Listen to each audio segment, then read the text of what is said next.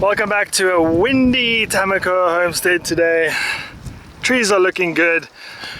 Super good update for you is we've had our first freeze and all the growing tips are still looking good. It's your first time here. These trees are a trial project where I'm trying to create a fire break, a natural fire break with a tree that's not really suited for out here, but in my mind it should work. And we've had our first freeze. The mountains have had their first snow of the year and first negative temperatures, and they're all still alive. No burn, no freezing, nothing.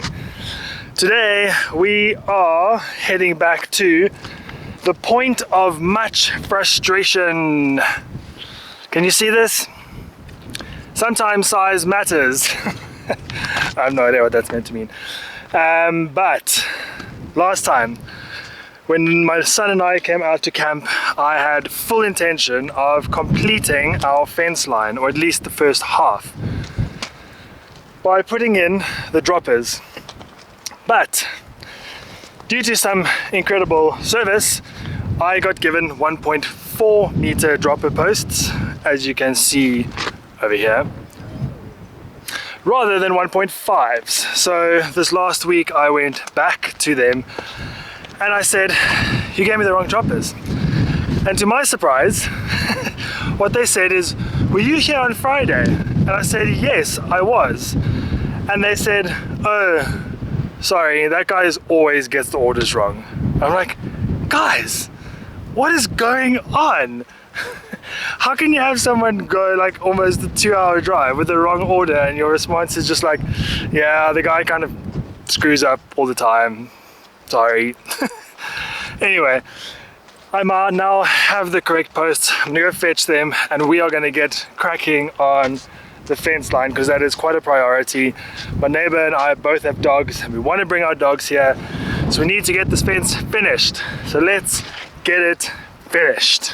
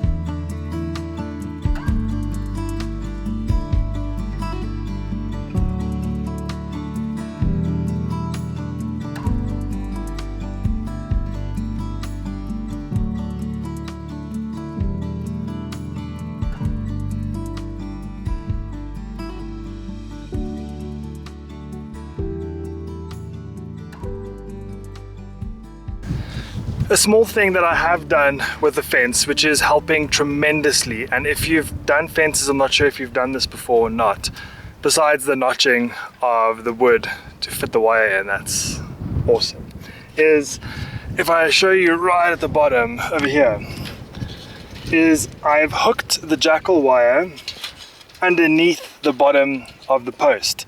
which means anything that tries to get in can't.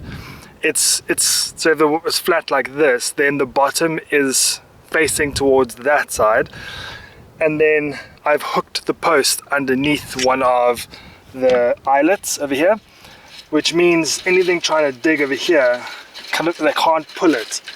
This fence is solid, so obviously it's mounted to the actual guide wire, which gives it the stability here, but then it's really hard to be able to lift this and climb underneath. And then what will happen over time is we might even just dig a slight little trench and sink it in, but naturally the soil is going to build up against it. But that is quite a sweet little trick that I've learned. I don't know if it is a standard thing or not, but considering I know absolutely nothing from fencing, I found that as quite a nice little trick.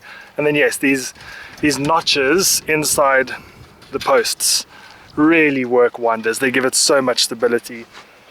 And I was actually quite worried about the tension of the wire, but since adding in the droppers, it's actually tensioned itself right back up. So I'm not going to touch the tension of the wire until winter, until it's proper cold and all the fence wire has naturally tensioned itself under cold. Then I'll know what the actual tension is like, and then if I need to redo some of it, I can. That's the joys of having those permanent tensioners on the posts. So yeah, nice little trick.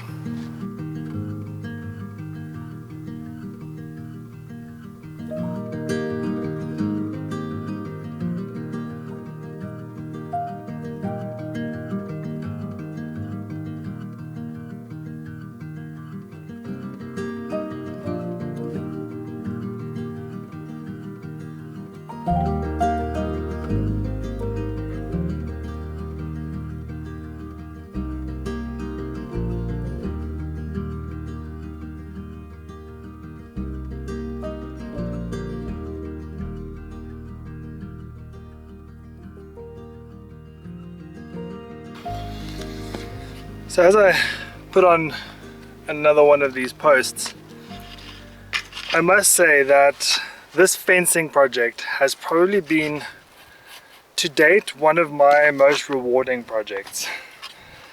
And the reason is because I knew nothing about fencing. And I've always driven past farm fences and wondered just how hard it is to do this. And I must say, it's easy. It's super easy. It's really not a complicated process. I suppose what I'm realizing is fencing needs time. That's literally all you need. You don't need any specialized skill for fencing. You really don't. If you want to become a professional fencer, probably yes, you need to have really clean turns and things like that. But if you just want to put your own fence up for dividing and things like that, I mean, check this out. Done it ourselves, me and my neighbor, and it's been, like I said, it's been incredibly rewarding. I suppose part of it being so rewarding is that it's such a visual thing. You know, having 160 meters of fencing is pretty in your face, and being able to say that's your fence, you did it, is absolutely amazing. And the whole starting point of us doing this fence ourselves is actually due to like incredibly poor local labor. The guys here just don't want to work, and my neighbor actually got someone to come and put the fence up for us, and he charged like 25 rand running meter, and the one day he just didn't pitch and the other weekend he just said, it's too hot, I'm not going to come today. And at that point we decided, like, seriously, how hard can it be to put up a fence? And it turns out it isn't. It really isn't. I have learned a few lessons though, and some of the things that I am really glad of is using tensioners permanent tensioners and not temporary ones.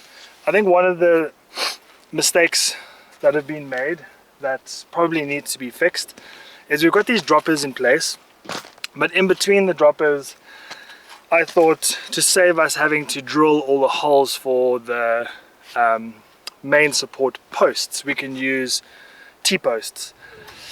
But the problem is, look at this fence wobble. T-posts wobble. And I know you're going to say, I'm probably going to hear you say, I could have told you so, and yes, you could have told me so. But I'm glad I figured it out, because when my neighbor comes again, he needs to bring his auger. We can just disconnect the wire, make a hole, drop the post in. We've got a whole bunch of extra posts we got as part of the fence. So that was, I suppose, a big mistake.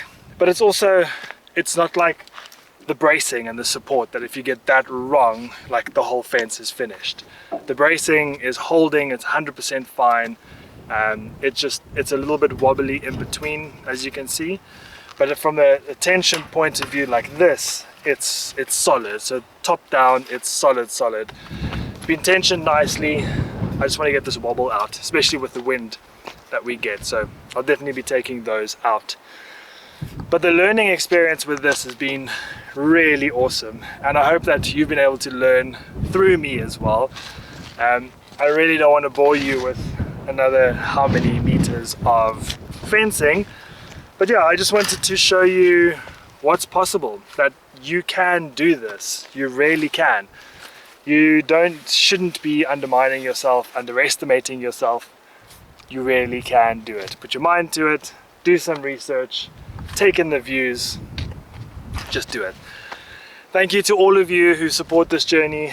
Thank you to all of you who have been there since the beginning, who have subscribed. If you haven't done that yet, please do. It really helps a lot. And you can support us in so many different ways, by buying coffees, becoming members. I'm actually going to be sharing quite a cool member only video, which is the difference between chain tensioners and permanent tensioners. Yeah, so members are going to get some cool insights into that. But yes, thank you all once again. You're all awesome, and I can't wait to spend some more time with you in the very near future. Till next time, happy homesteading.